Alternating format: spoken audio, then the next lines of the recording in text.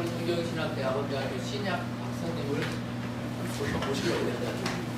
신약 박사님이시고 또 대한예수교장로회 순장 총회 부총회장님이십니다. 그리고 현재 3대교회 담임 목사님으로 심호하고 계시는 김동인 목사님 모시고 우리 MT 시작기도 첫 번째 특강 지리에 대해서 듣도록 하겠습니다. 여러분 강사님 모실 때 세 배로 큰 소리 하시죠. 항상 강사님들 나올 때 세 배로 큰 박수 부탁드리겠습니다. 김동인 목사님 모시겠습니다.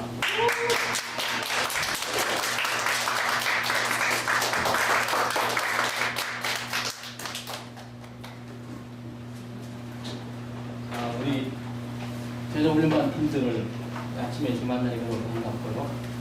무엇보다 소개가 정말 감동적인 소개를 해주셨어요. 제가 기도하겠습니다. 하나님 참으로 감사합니다. 하나님의 은혜와 사랑으로 저희들이 예수 믿고 구원을 받고 하나님의 자녀가 되고 백성이 되어서 하나님을 섬길 수 있는 고귀한 기회와 은혜를 주시고 또 이 땅을 살아가면서 하나님의 거룩한 뜻을 따라 살아갈 수 있도록 인도해 주심을 감사를 드립니다. 오늘 우리 제자훈련반 2014년도 하반기 마감하면서 MT로 저희들이 모였습니다. 우리 각 사람에게 열린 마음과 사모하는 마음을 주시고 또는 오전 이 칭의, 구원에 대한 강의에 하나님이 함께 하사 성령께서 역사하심으로 우리 각 사람이 지각이 열리게 하시고 하나님의 계시의 뜻들이 분명하게 심령 가운데 밝혀져 하나님의 놀라운 사랑과 구원의 놀라운 은혜를 다시 한번 확인하고 찬양하며 감격하는 시간 될 수 있도록 복내려 주시옵소서. 감사드리며 예수님의 이름으로 기도드리옵나이다. 아멘. 자, 우리 하나님 말씀 오늘 몇 구절을 찾아보게 되겠는데요. 네, 우선 로마서 3장 19절에서 31절까지 말씀드리겠습니다. 로마서 3장 19절에서 31절까지요. 신약 성경 243면 로마서 3장 19절에서 31절까지 자, 한 구절씩 교독하고 31절은 함께 한 목소리로 낭독합니다. 우리가 알거니와 무릇 율법이 말하는 바는 율법 아래 있는 자들에게 말하는 것이니 그는 모든 입을 막고 온 세상으로 하나님의 심판 아래 있게 하려 함이라. 그러므로 율법의 행위로 우리 앞에 의롭다심을 얻을 수가 없나니 율법으로는 죄를 깨달으리라. 이제는 율법 외에 하나님의 한 의가 나타났으니 율법과 선지자들에게 증거를 받은 것이라. 곧 예수 그리스도를 믿어 말미암아 모든 믿는 자에게 주는 하나님의 은이 차별이 없느니라. 모든 사람이 죄를 범하였음에 하나님의 영광에 이르지 못하더니 그리스도 예수 안에 있는 성령으로 말미암아 하나님에게로 값없이 의롭다심을 얻은 자 되리라.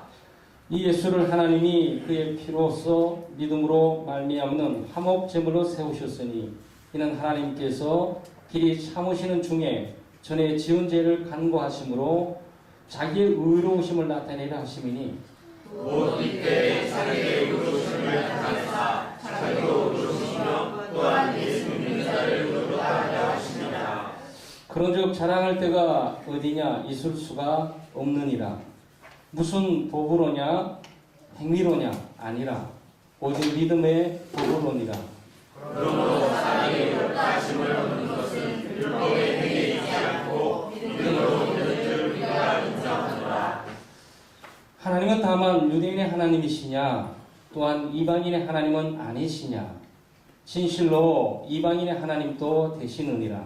하나님께서 믿음으로 말미암아 또한 너희를 가지고 믿음으로 말미암아 의롭다 하실 그분은 분이시니라. 그런즉 우리가 믿음으로 말미암아 율법을 파기하느냐 그럴 수 없느니라. 우리가 율법을 굳게 세우느니라. 자, 여러분 오늘은 특별히 우리 제자훈련반들이 기본적으로 다 알고 있는 사실, 다시 한번 확인하면서 이 구원에 다양한 내용이 있는데 그중 칭의, 이것을 반드시 알아야 되고요.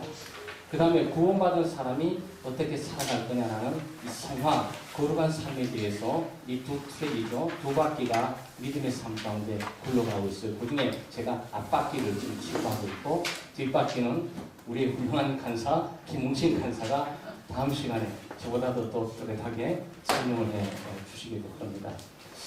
아마 이런 구원 문제는 좀 확인하고 계시죠? 인간은 타락되었다. 그렇죠? 그다음 인간은 타락되고 오염되었고 또 무능하고 부패했다.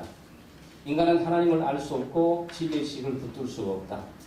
하나님께서 계시로 우리에게 다가오시면서 우리에게 예수 그리스도를 계시로 보내주시고 그리스도의 대속의 죽음을 통해서 우리가 지은 모든 죄를 다 도말하시고 치우시고 제거하시면서 예수는 믿음으로 우리가 구원을 얻고 그 다음에 하나님의 자녀가 되고 하나님의 백성에 대해서 살아간다. 이거 기본적인 틀이죠. 그래서 믿음으로 구원을 얻는다. 이게 이제 사실 칭의 얘기를 지금 하고 있는 겁니다. 그래서 여러분 다 알고 있는 얘기들을 일단 구원 문제를 토식으로 잠깐 설명을 해 드리고 그 다음에 우리가 주어진 칭의에 대한 내용들을 좀 살펴보면서 좀 정리를 좀 하겠습니다. 제가 그림을 사실 잘 못 그려요. 한 3번 연습했는데도 이게 잘 안 되더라고. 어쨌든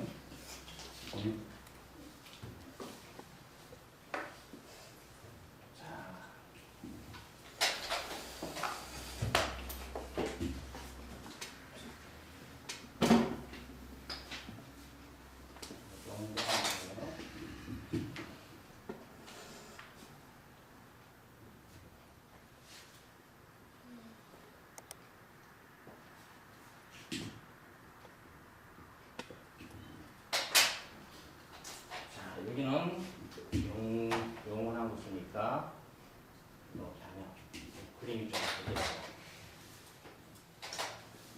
자, 우리 여러분 여기 보시게 되면 그 공간이 나온 것처럼 우리가 구원 문제에 있어서 하나님과의 그 관계 문제입니다.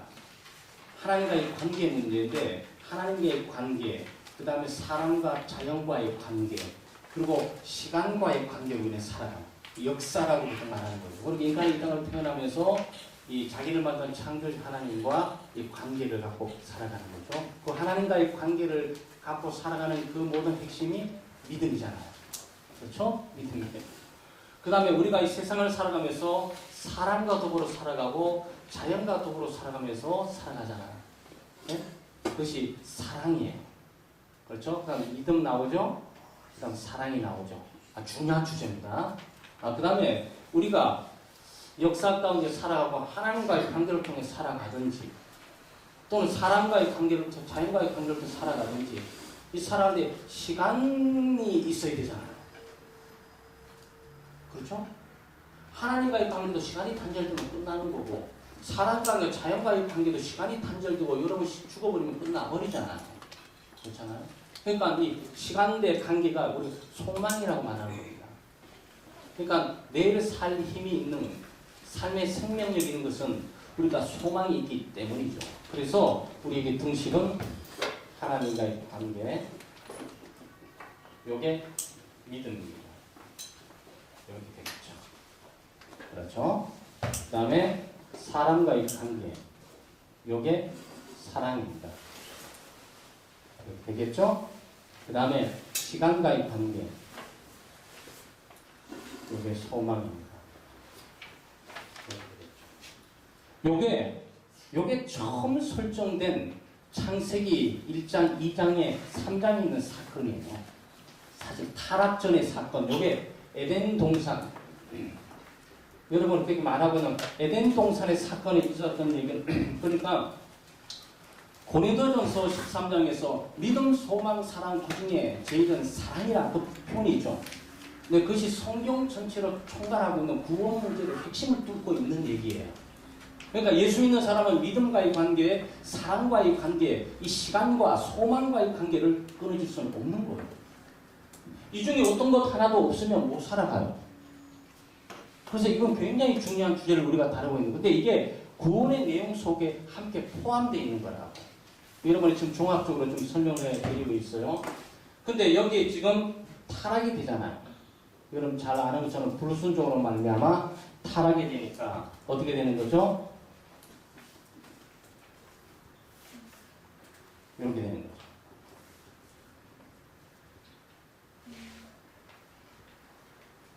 이렇게 되는 거죠. 그렇죠? 요게 상태입니다.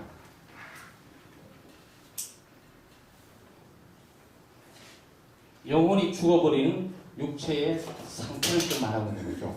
이때까지만 해도 영혼이 살아있죠. 하나님께서 만드시고 생명을 불어넣으니까 살았다 그러잖아요.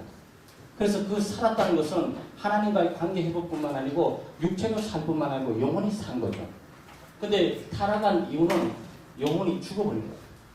영혼이 죽어버린 상태를 우리가 육의 상태라고, 플래시, 육신적으로 살아간다고 할 때 이 상태 속에 살아가는 걸 말하는 거예요. 그러면 우리가 여기서 바로 구원이 있잖아요. 이제 여러분에게 오늘 다루고 있는 내용이 요 지점 아니겠어요? 요 지점. 그렇죠? 요 지점이라고. 구원이잖아요. 구원을 받게 되면 자, 이제 여기에 완전하게 또 다시요. 되시겠죠? 믿음, 소망, 사랑. 요게 회복이 되는 거죠. 그래서 우리가 여기서 회복이라는 단어를 씁니다. 그럼 여러분 이 단어를 다 쫓으시면 돼요. 그 다음에 이 상태가 계속 가게 되면 완전한 회복이 있게 되겠죠? 여기가 완전한 회복 상태. 네, 이렇게 되겠죠. 그럼 여기는 뭐냐? 여기는 주님 안에 있는 상태가 되겠죠. 그래서 우리가 예수 믿고 주 안에 거하라 이 말을 계속 얘기하는 것은 여기 있는 상태를 주 안의 상태. 자, 이렇게 됩니다. 자, 여러분 보세요. 여기에 타락하고 오염되었다가 믿음, 소망, 사랑이 다 파괴됐어요. 그러니까 하나님을 믿지 않고 하나님을 불신하고 하나님을 거역하고 여기는 하나님을 믿고 의지하고 신뢰하고 하나님을 바라보고 살아가는 이 바른 관계예요. 그리고 자연을 사랑하고 자연의 이름을 붙여주고 동물의 이름을 붙여주면서 자연을 관리하고 자연을 다스리고 자연을 통치하고 자연을 지배하고 살아가. 그 다음에 여기는 영원히 살 수 있는 시간대가 없는 그야말로 무한대의 소망 가지고 살아가요. 그러면 일단 타락도 오염되고 여기 오게 되면 하나님을 불신하고 하나님을 거역하고 하나님의 뜻을 반역하면서 하나님을 도전해요. 그 다음에 자연을 파괴하고 인간관계를 파괴할 뿐만 아니고 모든 것들을 다 무너뜨려버려요. 그 다음에 여기는 그야말로 뭡니까? 죽음이에요. 시간대가 끊어져 버려요. 영혼이 존재할 수 없어요. 영혼이 살 수 없습니다. 그러니까 소망이 없는 거예요. 이게 지금 여기 인류가 처한 위치는 여기인 거고 최초의 창세기는 여기를 말하는 거고 지금 우리가 다루고 있는 것은 뭐냐면은 여기를 말하는 거죠. 그래서 우리는 칭의가 있게 될 때 칭의가 어디서 있게 되냐면 여기서 칭의가 있게 됩니다. 그러니까 여기에 육체의 상태죠. 자, 여기 보세요. 여기에 생명의 법. 그렇죠? 네. 여기는 생명의 법이 다스려요. 여기도 생명의 법이 다스려요. 그렇죠? 여기는 또 달라요. 여기는 죽음의 법. 이게 사망의 법이죠. 죄와 사망의 법에서 너를 구원했다라고 이 법 문제가 계속 나오고 있는데 죄와 사망의 법이 여기는 다스리고 지배해요. 자, 이러므로 여러분이 지금 보고 있는 것은 뭐냐? 구원 문제 상황들이 도식을 통해서, 그림을 통해서 지금 진행돼 가서 한순간에 모든 성경적인 내용들을 한순간에 여러분 이 속에 다 간파할 수 있어요. 근데 지금 오늘 우리가 다룰 것은 뭐냐면 요 지점만 다루려는 거예요. 요 지점 이후는 뒤에 있는 우리 김간사님께서 다루실 거고, 저의 지점은 여기서 일어난 사건을 다루는 거예요. 자, 여기서 예수를 믿는 사람을 하나님께서 의롭게 하셨다. 이제 이것부터 출발을 이렇게 하는 거죠. 하나님을 의롭게 하셨다.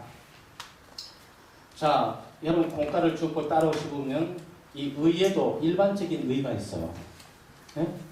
일반적인 의는 뭐냐? 일반적인 의는 도덕적이고 윤리적인 의입니다. 사람이 의로운 사람이라고 말할 때 그 사람은 뭘 말하는 거죠? 도덕적으로 잘 사는 사람. 그렇죠? 윤리적으로 반듯하게 사는 사람.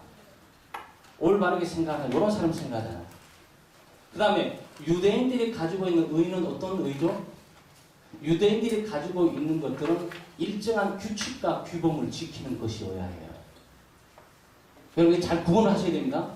그러니까 일반적인 의는 도덕과 윤리적인 문제, 이 문제를 다루고 있는 거고, 유대인들이 다루고 있는 의는 도덕적으로 윤리적으로 자기 나름대로 어떻게 사는지 관계없다. 우리가 가지고 있는 이 법적인 원칙을 따라 살아야 된다. 이것이 율법이에요. 이게 율법이에요. 그래서 유대인들이 가지고 있는 의는 율법의 의예요. 그 율법의 의는 도덕적이고 윤리적인 것도 없잖아 있지만 일정한 원칙과 규칙을 지키는 거예요. 만약 교회가 적용한다면 여러분 새벽기도 나오셔야 돼요. 새벽기도 그냥 나오시면 안 돼. 5시 반에 딱 나와 앉아 계셔야 규칙을 지키는 거고 그것을 의롭다 말하는 거예요. 이해하셨어요? 그러니까 각 조직마다 가지고 있는 규칙이 있어요. 그 규범이 있다고요. 도덕적이고 윤리적으로 다른 나라에 비해서 어떻게 사는지 관계없이 이 규칙을 따라 살기만 하면 의로운 거예요. 네? 이게 유대인들이 가지고 있는 의의 원리입니다. 그래서 오늘 여러분이 보면서 율법의 의로는 구원받을 수 없다라고 계속 지금 강조하고 있는 것이 규칙과 규범을 아무리 잘 지켜도 이 상황으로 올라올 수가 없다는 거예요. 그러면 우리가 가지고 있는 의는 뭐냐? 우리가 가지고 있는 의는 예수 그리스도와 올바른 관계를 갖는 의를 말하는 거예요. 그러니까 이건 행위라든지 규칙을 지킨다든지 행위를 지킨다든지 아니면 규칙을 잘 감당하는 이걸 말하는 것이 아니고 관계입니다. 관계. 신경을 이해하실 때 이거부터 이해하셔야 돼요. 자, 거기 로마서 3장 읽을 때 뭐라고 말했습니까? 율법으로는 뭘 한다고요? 율법으로 의롭다함을 받을 수 있습니까? 네, 율법으로는 의롭다함을 받을 수가 없어요. 이걸 명백히 하셔야 됩니다. 그러니까 도덕적으로 윤리적으로 법칙을 지켜나가면서 구원을 받으려는 것들을 멈춰야 된다는 거예요. 정말 구원받기를 원한다면 어떤 종교적인 시스템이나 종교적인 시스템이 가지고 있는 규칙이라든지 규범을 잘 지켜가면서 끝까지 구원받은 거는 그걸 바로 멈춰야 된다는 거예요. 왜? 그걸로는 구원받을 수가 없고 의롭다함을 받을 하나님은 그 방법을 통해서 의롭다함을 주지를 않으셨으니까. 그럼 하나님께서 주시는 의롭다는 방법은 뭡니까? 네? 의롭다함을 받을 수 있는 근거는 뭐예요?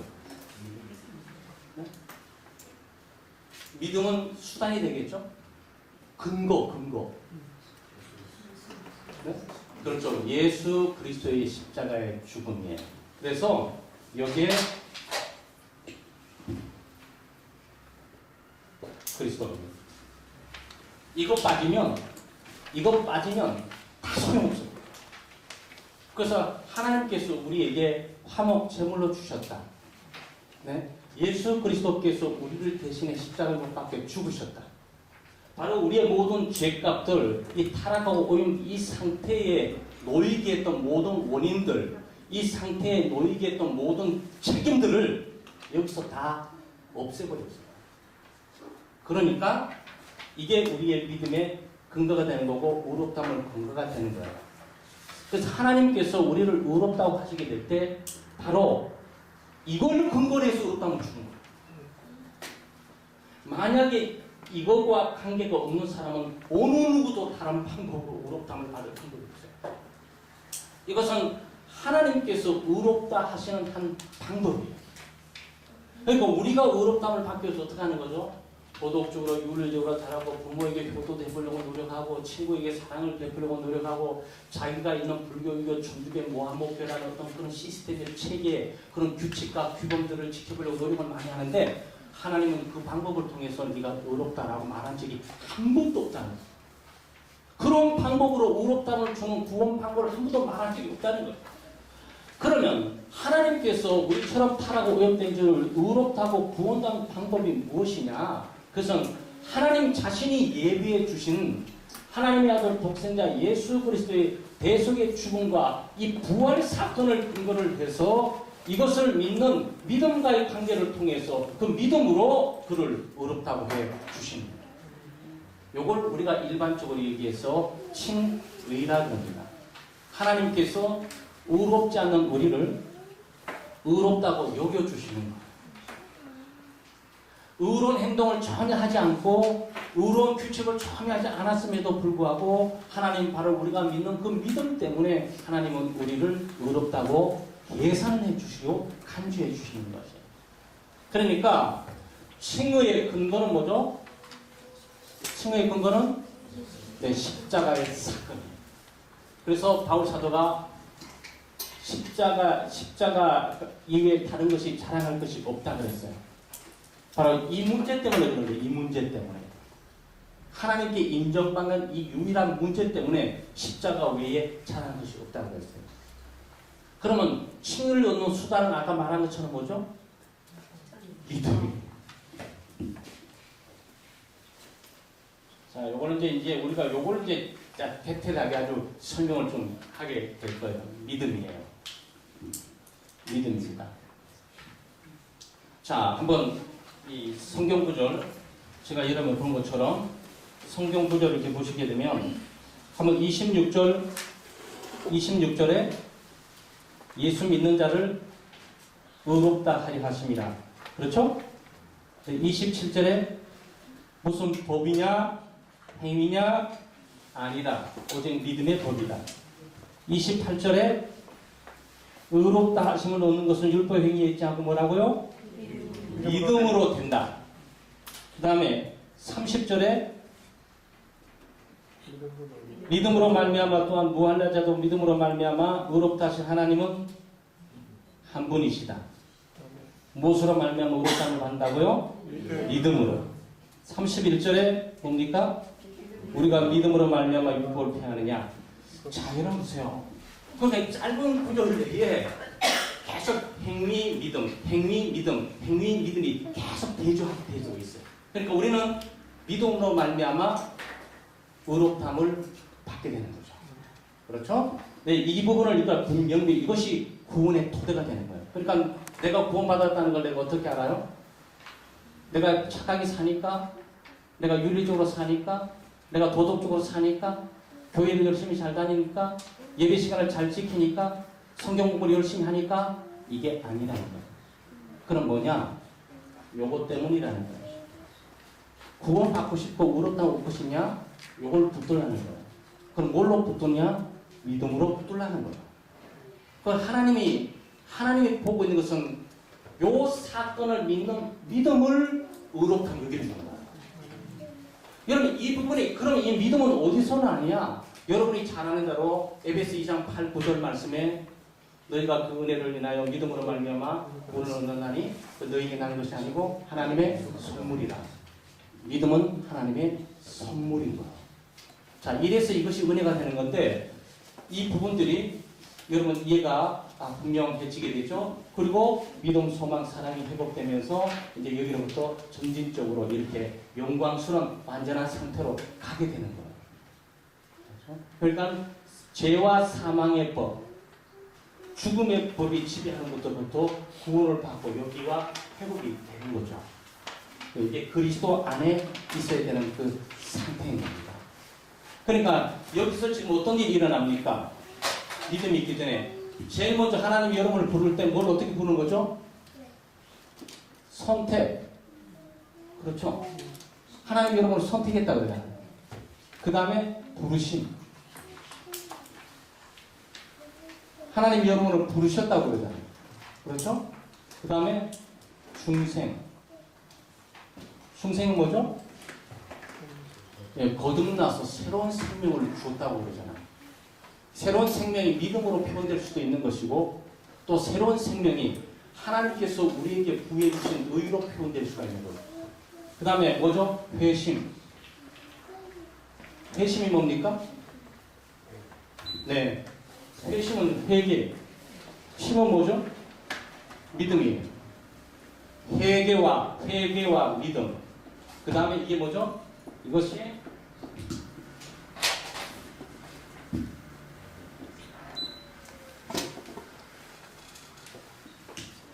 이것이 칭의예요. 자, 여러분 보세요. 하나님의 선택과 부르심과 중생과 회심, 믿음과 회개와 이 모든 그 믿음, 그 다음에 성령의 역사로 거듭남, 성령으로 부르심을 받은, 네? 하나님의 창세전의 선택, 유효한 이 역사 전체를 통째로 포함하고 있는 것이 칭의라고. 그러니까 한 사람이 하나님의 부르심을 받고 구원을 받게 되면 반드시 예수 그리스도를 의지하고 믿게 되고 예수 그리스도로 말미암아 의롭다함을 받았다는 사실을 그럼 확인하게 돼요. 그래서 그리스도 안에 이제 정죄함이 없게 되는 거죠. 자, 그러면 이 칭의에 대해서 우리가 칭의는 첫째 아마 이런 공과를 보시면 종말론적이에요. 자, 이제 칭의 문제를 좀 정리해서 마지막으로 갑니다. 칭의는 이 종말론적입니다. 첫째는.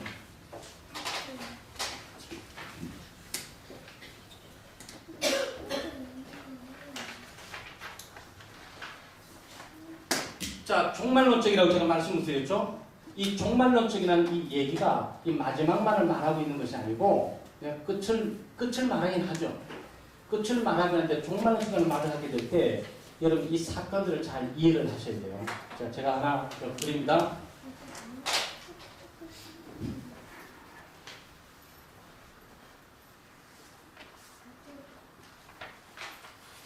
하나님 심판이 있었죠.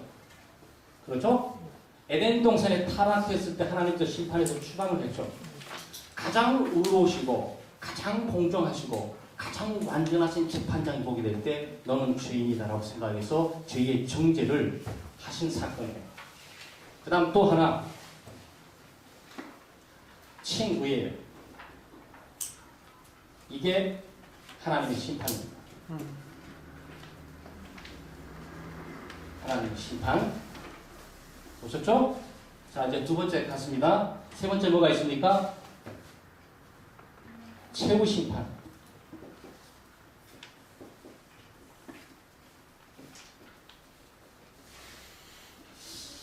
자, 여러분 하도 신학적으로 어렵기 때문에 제가 그림 도표를 해가지고 여러분이 방향성을 이해시키려고 지금 노력하고 있어요. 하나님께서 심판 한번 하셨어요. 그렇죠? 하나님께서 심판 한번 하셨어요. 어디서 심판하셨어요? 십자가의 사건이 심판의 사건이에요. 그 다음에 최후적인 심판하게 된다고. 자, 보세요. 그러면 하나님께서 예수 그리스도를 이 땅에 주셨을 때 그리스도께서 십자가 못 박고 죽으실 때 그 죽음의 사건은 무슨 값입니까? 죄값이죠. 여기에 오는 모든 세계 죄값을 여기서 하나님께서 처리를 하십니다. 그리고 앞으로 올 모든 죄를 여기서 처리를 하셨다고.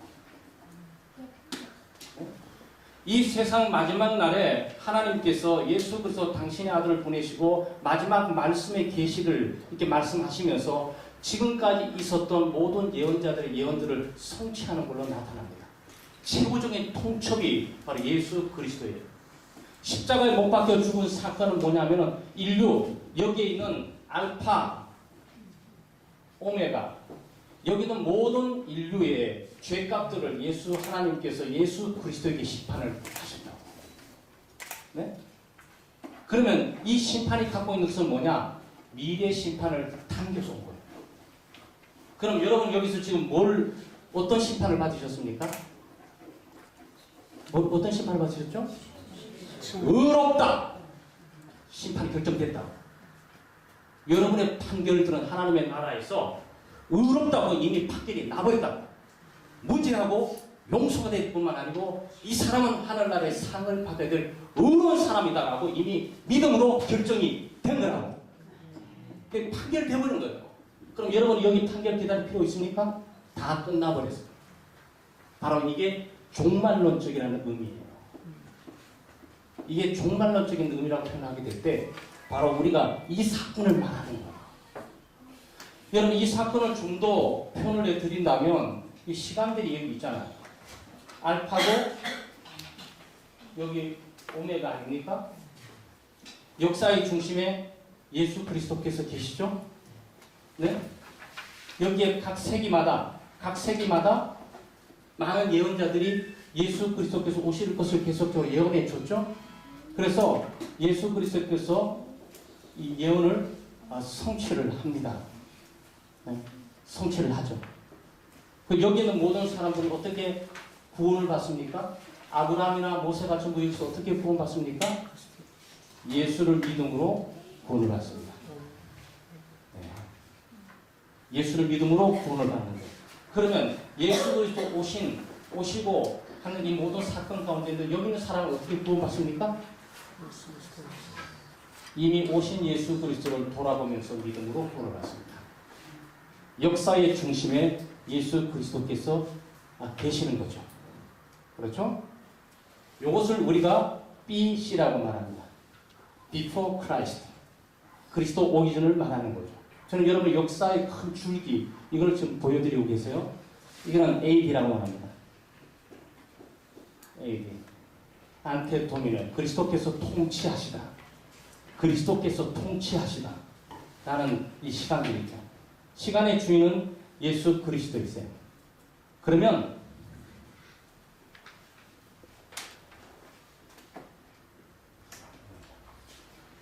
시간의 주인은 예수 그리스도인데 그리스도께서 이 땅에 오셨죠? 그리스도께서 이 땅에 오시면서 종말이 온 거예요. 마지막이 왔다고. 그러면 마지막 오신 이 예수 그리스도가 미래 오십니까? 이걸 우리 재림이라고 해요. 우리는 알파의 오메와 일반적으로 사는 사람들의 시간대 속에 살지만 그리스도와 함께 그리스도의 시간대 속에 살아갑니다. 이것은 옛사람이고 요거는 새사람이에요. 여러분 양면의 시간을 살고 계신다고. 단절된 시간과 동시에 영원한 시간을 함께 살고 계신다고. 어떻게 그렇게 가능하냐? 이분 안에서 가능합니다. 그래서 기독교는 그리스도예요. 우리 구원의 근거는 그리스도예요. 그리스도가 없는 어떤 것도 우리는 존재할 수 없어요. 바로 이것 때문에 우리가 예수를 믿는 믿음으로 구원한다고 그리스도가 우리의 소망이며 그리스도의 우리의 구원의 근거가 역사의 소망이며 계속 말하는 것이 바로 이 사건 때문에 그런 거예요. 그러니까 예수 그리스도께 오셨으니까 우리는 아담의 시간대에 같이 살아가면서도 동시에 영원하신 하나님의 아들 그리스도가 이 땅에 이미 오심으로 이 영혼 속에 함께 영혼을 향해 살아가는 거예요. 여기 시간들이 예수 그리스도 오시면서 단절될지라도 우리는 그리스도와 함께 영혼을 향해 가는 거예요. 예수 그리스도를 믿는다는 얘기는 영혼을 향해 출발했다는 이 선상을 말하는 거예요. 그러니 우리가 예수 믿는 것이 얼마나 감격스럽고 이것이 얼마나 흥분되는 일이며 이것이 얼마나 소망적인 일이고 이것이 믿음 충만, 사랑 충만, 소망 충만으로 살게 하는 근거가 되냐고. 예수를 이렇게 믿고 사는 거지.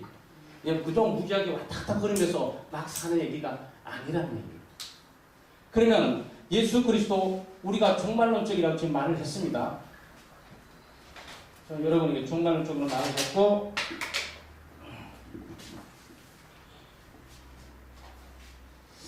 그리고 두 번째는 네, 이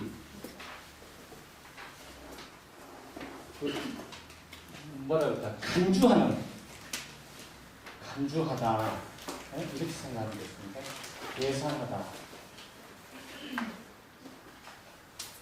여러분 보면은 imputed 그래가지고 거기에 하나님께서 인정해 주시고 계산해 주시고 여겨 주시는 그 의미예요.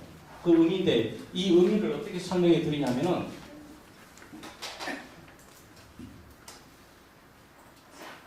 하나님이 있어요. 네? 하나님 계십니다. 십자가가 있어요. 십자가가 있죠? 그 다음에 죄인인 내가 있어요. 죄인이에요. 죄인인 내가 있어요. 죽을 죄인이죠? 자, 그런데 하나님께서 우리를 어떻게 의롭해 주시냐? 지금 아까 믿음으로 말하면 의롭해 주신다고 말씀드렸죠? 이제 그걸 좀 구체적으로 두세 가지로 이제 설명하는데 첫 번째는 종말론적으로 우리를 의롭해 주세요. 하나님의 법정에서 한번 믿음으로 의롭다라고 지금 결정된 이 사건들은 미래 그리스도의 재림 올 때 그 사건들을 포함하고 있는 거다. 그래서 그런 측면에 종말론적이라고 말씀해 드렸고, 그러니까 한 번 구원받은 사람은 하나님의 법정에 번복할 수 없어요. 법정을 한번 땅땅 그러면 그 법정의 모든 재판은 끝나는 거예요. 주변에 대모를 하면서 왜 죄인을 왜 저기 살려주고 저리가 소용없어요. 재판장 마음이지. 재판장 마음이잖아. 근데 그 재판장이 가장 의롭고 가장 완전하고 가장 고르하신 분에게 그 재판의 판정은 조금도 무엇나 결정이 없는 거예요. 근데 그 하나님의 결정이 하는 것은 뭐냐면은 우리의 행위나 법적인 규칙과 규범을 얼마나 지켰냐 이걸 보는 것이 아니고 내 아들 예수 그리스도가 믿는 예수 그리스도가 죽으신 십자가의 그 사건을 믿느냐라는 그 믿음을 하나님께서 보시고 의롭다 해주신 판결이죠. 그래서 믿음이 중요한 거죠. 자, 그러면 그 믿음의 규정을 어떻게 해야 되냐?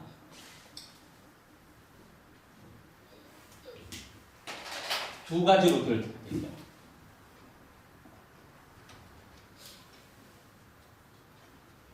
이게 믿음입니다. 통로. 이게 법. 아까 무슨 행위로냐? 아니면 믿음의 법이로다 말할 때 그 법, 원리. 자, 여기에 믿음 문제를 행위 문제로 결부시키는 것을 멈추셔야 돼요. 믿음으로 말미암아 의롭다함을 얻는다는 그런 교리, 바로 그런 성경의 진술에 의해서 믿음을 마치 헌금 많이 내고 봉사 많이 하는 이 행위 문제를 나눠서 일단 멈추시라고. 왜냐, 그 행위를 통해서 구원을 얻을 수가 없으니까.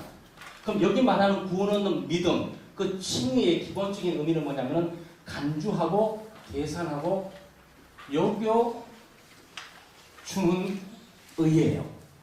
그럼 하나님께서 우리를 어떻게 의롭다고 여겨주시냐? 우리는 죄인이잖아요. 예수의 십자가 있잖아요. 하나님께서 십자가를 보시고 이 죄인의 죄가 가려짐으로 주어지는 믿음의 통로를 만드셔서 우리에게 의롭다 해주시는 거예요. 이게 1차적인 의미입니다. 그래서 이런 믿음마저도 자랑할 수 있어요? 없는 것이 바로 여기 있는 거예요. 믿음마저도 자랑할 수 없는 게 하나님께서 우리를 의롭다 하기 위해서 자신의 독생자 예수 그리스도의 십자가의 사건을 이 영혼에게 비추며 믿음의 통로를 통해서 하나님이 우리에게 다가오신다는 거예요. 그러므로 그리스도를 믿는 믿음을 주시는 거죠. 바로 이 믿음을 우리가 뭐라고 표현합니까? 아, 내가 거듭났다. 내가 중생에 있으면서 새로운 생명체가 내게 있고 새로운 세계에 대한 어떤 동경과 그것을 믿을 수 있는 힘이 내게 생겼다고 말을 하게 될 때 그거를 말하는 거죠. 그러니까 완벽해요. 구원의 시스템은 완벽합니다. 하나님의 구원은 실패할 수도 없고 네? 완벽해요. 한 사람이 예정되고 선택되었다면 하나님의 시간 갈 때 반드시 그로 말미암아 아무리 흩어져 있던 십자가 둥그르고 막 있어도 그 십자가의 사건 하나님의 그 권능의 능력으로 와서 그 영혼에 비치세요.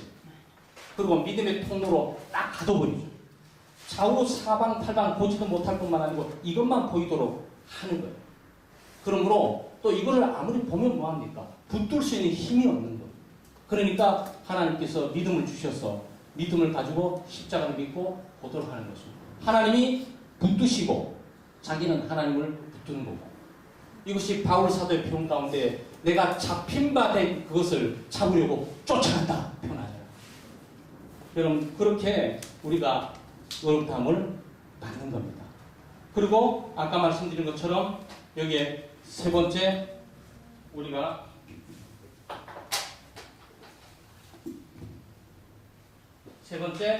여기 주입된 의가 있는 거죠. 주입된 의. 그래서 칭의를 세 가지로 구분하시면 됩니다. 종말론적이구나. 이거는 여기에 주고 계산되어지는 거구나. 그 죄인의 모습은 바뀌어지지 않았어요. 그대로라고. 죄진 모습은 그대로라고. 그렇지만 법정에서 이 사람은 의롭다고 여겨져요. 왜? 예수 그리스도를 믿는 그 믿음을 보시고. 여러분 이게 얼마나 놀라운 줄 아세요? 그 믿음을 보시고.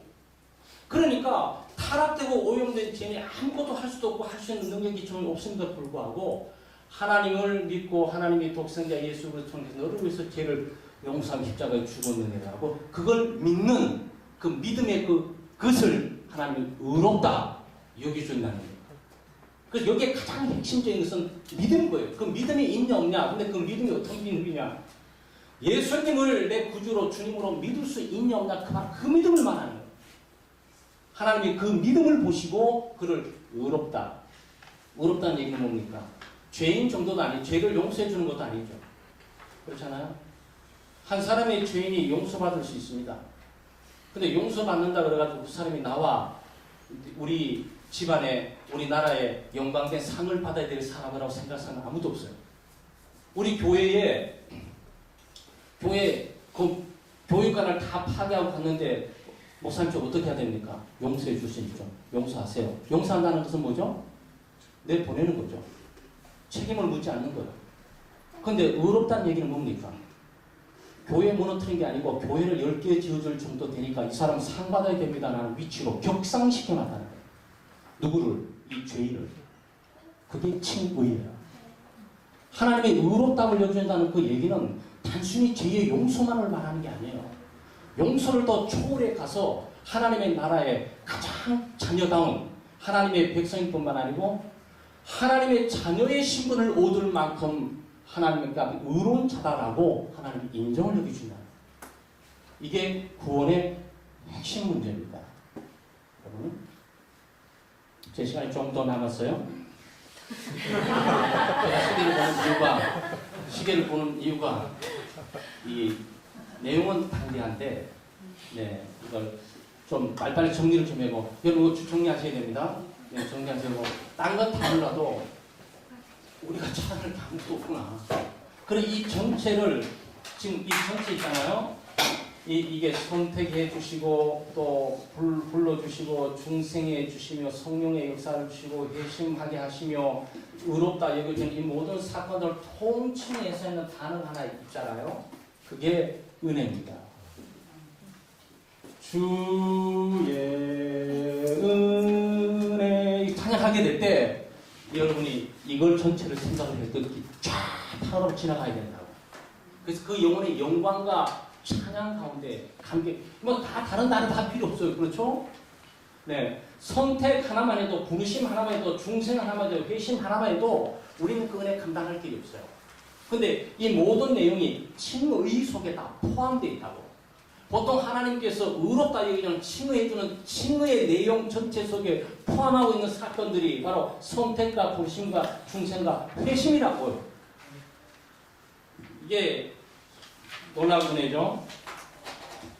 제가 한 2개만 그림을 그리고 말을 많이 하는 것보다 그림 그리기 빠르죠. 그림 잘 못 그리지만 못 그리면 좀 빨라요. 열심히 지금 하고 있는 것 같아요. 가볼까요?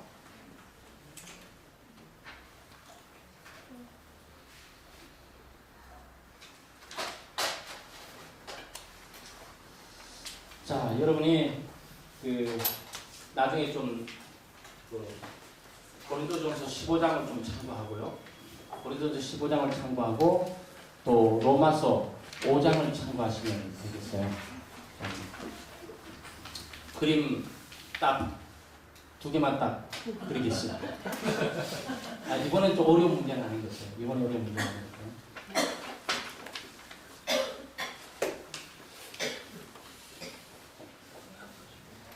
자, 쉽죠? 아담 그리스도. 아담은 불순종했죠? 예수님은 순종하셨죠?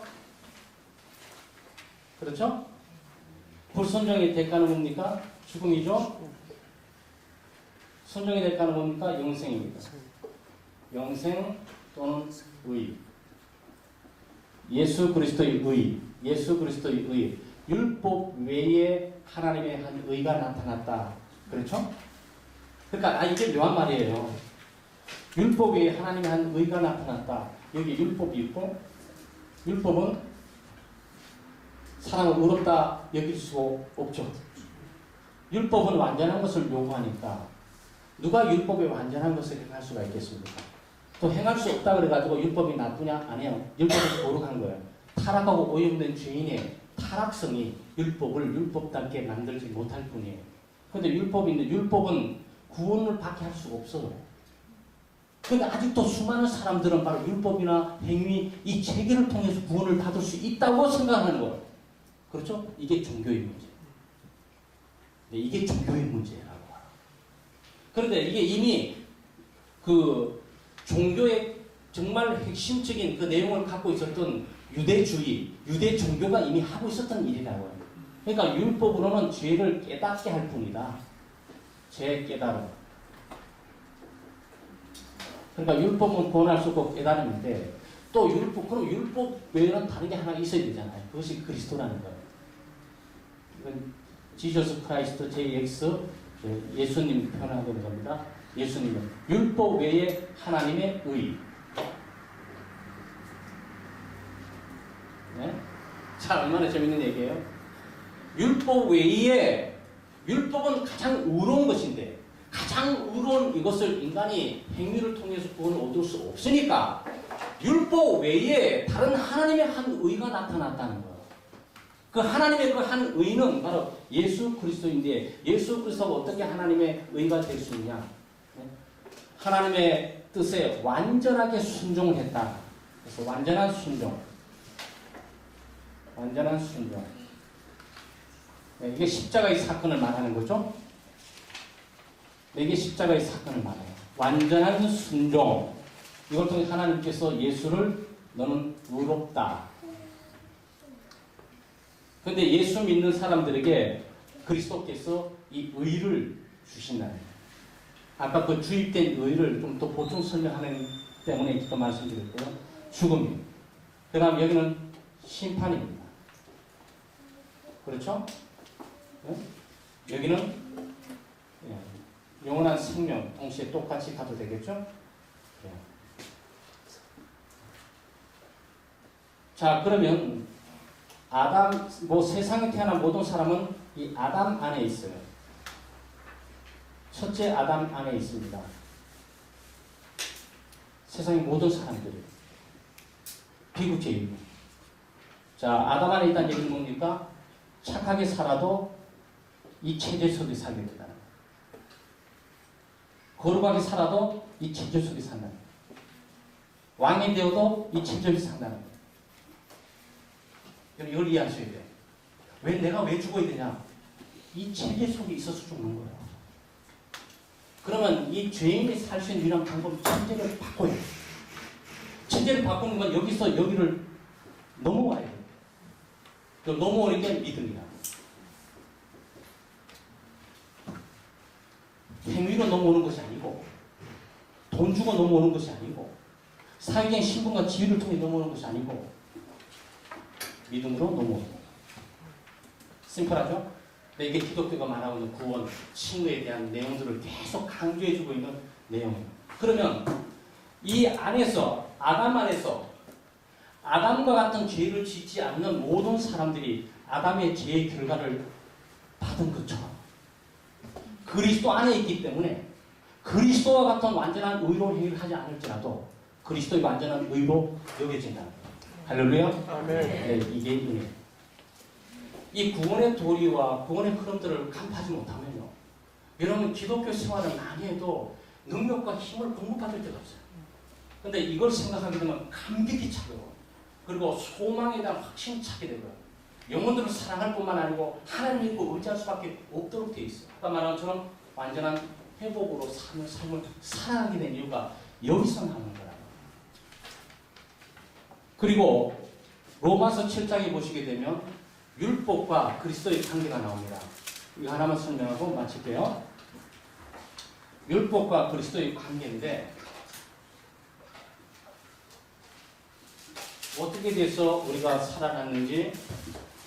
자, 이건 하나님이에요. 하나님인데 하나님의 율법. 율법이 통치하고 지배하고 다스립니다. 그리고 여기에 사람이 살아가죠. 그러면 율법은 뭐냐? 율법은 신랑이. 이게 저 로마서 7장에 비유하고 있는 표현들입니다. 신랑이고. 이거는 뭐냐? 신부예요. 모든 인생은 율법과의 관계를 통해서 율법의 지배를 받고 살게 되어 있습니다. 어느 누구도 율법의 제재, 하나님과의 관계, 하나님의 지배, 하나님이 말씀하시는 율법의 통치로부터 벗어난 사람은 없어요.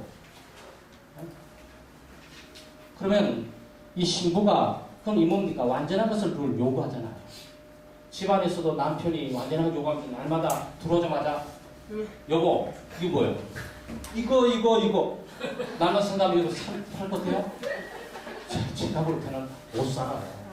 아무리 잘 닦아놔도 싹 가서 주소에 가서 여보, 이거 날마다 정죄를 들지.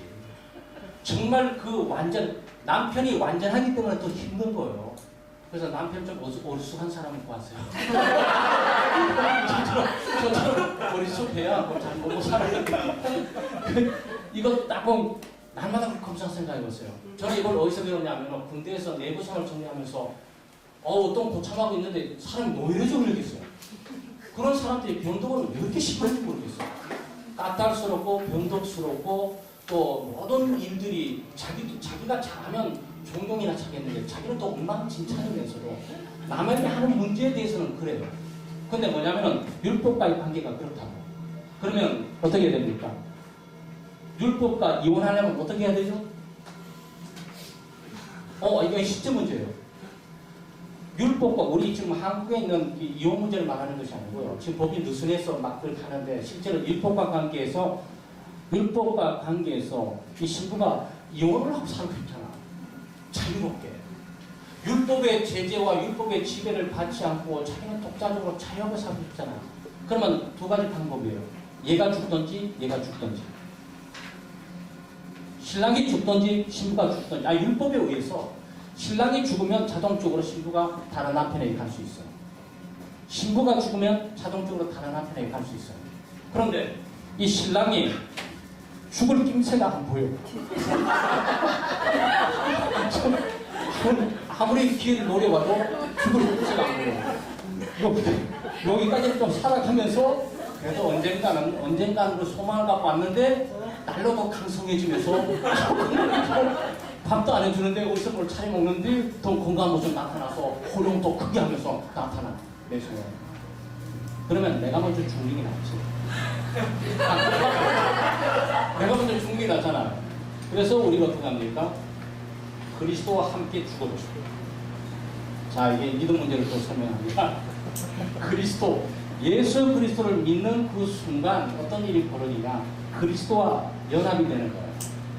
그리스도의 죽음에 동참하게 됩니다. 그래서 신부가 예수를 믿음으로 그리스도와 연합하게 되면서 동시에 죽음으로 율법과의 관계는 안녕, 이 남편아, 다 끝나버려요.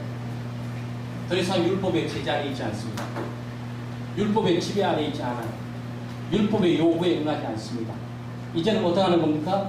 그리스도와 함께 조용히 죽어버리고 편안하게 살아요.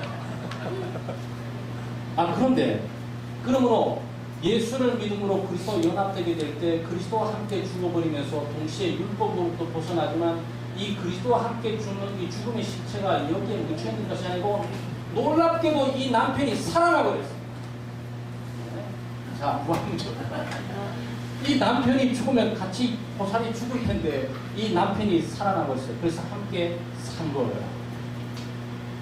그래서 율법과의 관계가 끊어지면서 그리스도와 관계를 통해서 살아가는 거예요. 여러분 이게 구원의 문제이기도 하고 이게 어렵다는 문제이기도 합니다.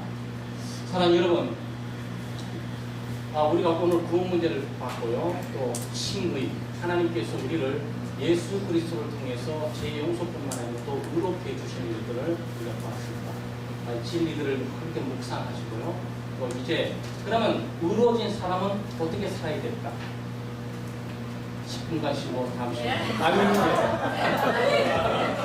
잠깐 기도하겠습니다. 하나님 감사합니다. 하나님의 은혜와 사랑으로 저희들을 붙드시고 또 오늘 제자 훈련만 구원 문제와 칭의 문제를 묵상했는데 정말 영광된 하나님의 은혜를 받은 자로서 구원과 의롭다함을 느낀 것들을 가장 감격스럽게 생각하고 이 하나님을 경외하고 하나님의 영광 위에 살아갈 수 있도록 도와주시옵소서. 감사드리고 예수님 이름으로 기도합니다. 네. 자, 10분 쉬고요. 여러분 다시 한번 큰 박수 부탁드립니다.